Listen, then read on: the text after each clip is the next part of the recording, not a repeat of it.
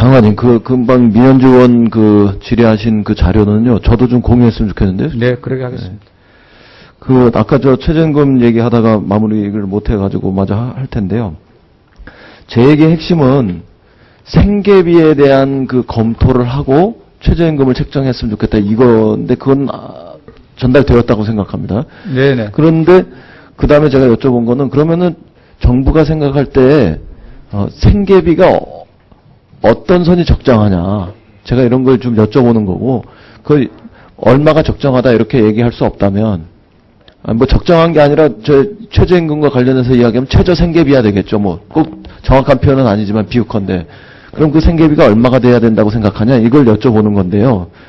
그게 이제 얼마다 이렇게 대답하는 게 또 최저임금위원회에 영향을 줄 수 있다 이렇게 생각하시면 그렇게 얘기 안 하셔도 좋은데, 어떤 항목, 비목과 관련해서도 제가 이미 말씀드렸으니까 그것도 안 하셔도 좋은데, 대체로 그래도 어떤 곳에서 어떤 조사 결과가 있는지 이런 정도는 정부가 파악할 수 있지 않겠습니까? 예, 최저임금위원회에서 제가 말씀드렸듯이 예. 단신 근로자 150만 원 조사 용역 나온 것도 있고, 그다음에 복지부 같은 데서 국민기초생활법에 의해서 조사하는 그런 것들도 있고, 그다음에 법원에서 개인 파산 절차에 가지고 산정되는 그런 액수들도 있고, 그다음에 민주노총이든 한국노총이든 이런 데서 산정하는 생계비들도 있고, 뭐 등등 여러 가지가 있으니까요.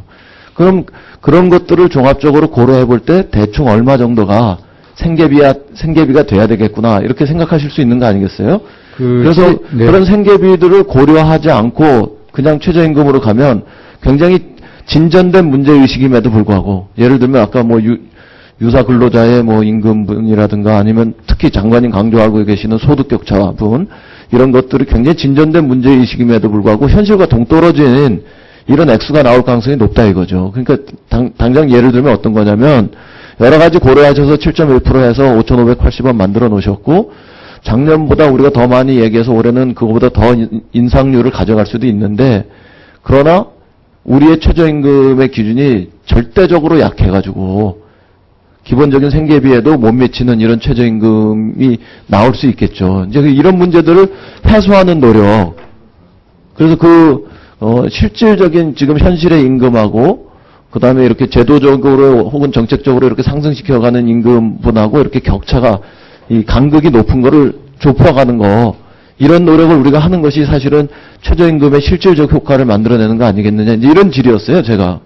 그러니까 다시 설명을 드리면. 그러니까, 그런 측면에서 놓고 볼 때, 그냥 제가 먼저 한 말씀 드리면, 대체로 한 15,000원 정도가 이제 평균 임금이라고 치면요, 시간당. 우리나라 이제 여러 조사 결과에 의하면 평균 시간당 한 15,000원쯤 된다고 그러는데요. 그러면 그거에 이제 한 50% 수준이 적정하다 그러면 한 7,500원쯤 돼야 될 거고요. 그 다음에 시중 노임단가, 정부가 용역 계약할 때 쓰는 게 한 8,019원 올해 이렇게 나온다 그러면 그 정도가 적당하다 이렇게 보고 있는 거고요, 지금 정부는. 그리고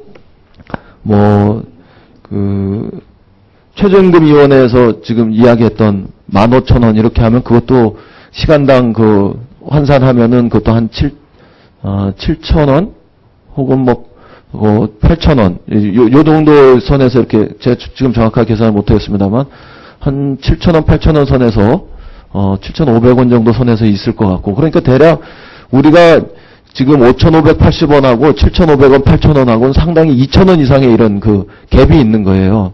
그럼 그거를 어떻게 따라잡아갈 건가? 예, 이런 노력을 우리가 정책적으로 벌여야 된다는 거죠. 최저임금위원회에서. 그냥 단순히 기계처럼 상승률 연 7% 혹은 10% 이렇게 해가지고 해소될 문제는 아닌 것 같고, 그러면 또 올해 당장 10,000원으로 올립시다 이런 게 안 된다면은 우리가 한 3년이고 이렇게 시간을 4년이고 계획을 잡아가면서 올려가는 노력을 해야 될 거고, 그러니까 그런 어떤 노력이 지금은 필요하지 않느냐 이거죠. 최저임금 선정과 관련해서. 생계비에도 못 미친다 이거죠, 지금. 제가 통계에 의하면은, 뭐가 공식 통계라고 얘기할 수 없어서 막 우기지는 못하겠는데요. 대략 한 600만 명 정도가 실질적인 생계비에도 미달하는 이런 임금을 받고 있다. 그러면 그게 임금 생활자의 거의 한 40% 이상이 되거든요. 그건 상당히 심각한 문제거든요. 예, 처음 질문 주실 때도 말씀을 드렸듯이, 생계비랄지 이런 부분을 다 감안을 해서, 5월부터 생계비 부분을 실제 조사도 하고 이렇게 진행될 거라고 보고 있고요. 첫 질문 주실 때 제가 답을 드렸듯이,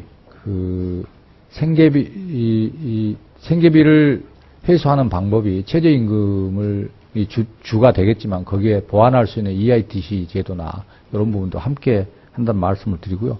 또 산입범위 문제랄지 장기적으로 최저임금을 어떤 목표를 가지고 갈 것인가 하는 문제를 노사정 간에 별도로 이걸 협의하도록 지난번 노사정 대타협 때 공감대를 이뤘습니다. 그래서 이 부분은 이번 최저임금 결정뿐만이 아니고 장기적 풀이를 어떻게 할 것인가는 지속적으로 노사정 간에 협의를 하면서 방향을 잡아가도록 그렇게 하겠습니다.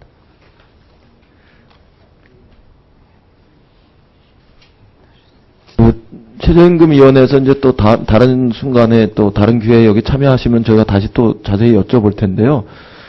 그래도 전체적인 큰 방향을 고용 문제 못지않게 또 임금 문제도 노동 문제에서 굉장히 중요한 거니까 큰 방향을 잡아가는데 장관님이 좀 반드시 좀 고려하셨으면 좋겠어요. 예전에 산출해 놨던 것과 지금 산출해 보면 또 차이가 있을 거고요. 그리고 저는 국가 전체 차원에서도 처음에 말씀드렸지만 지금부터 한 2, 3년 이내가 우리가 임금 정책을 효과적으로 잘 구사하면 경제 발전, 성장에도 굉장히 도움이 되는 때이기 때문에 특히 그런 면에서 좀 관심 가지고 해주셨으면 좋겠다 이런 말씀 드리는 겁니다. 특히 격차 해소의 문제들도 굉장히 중요한 시점에 들어왔고 아시다시피 뭐 고소득자와 저임금 간의 이 격차가 뭐 한 22배까지도 막 벗어나고 그러지 않습니까? 그러니까 이런 시점에서 임금 정책을 어떻게 가져갈 건가 이런 거는 장관님이 네, 깊이 고민하겠습니다.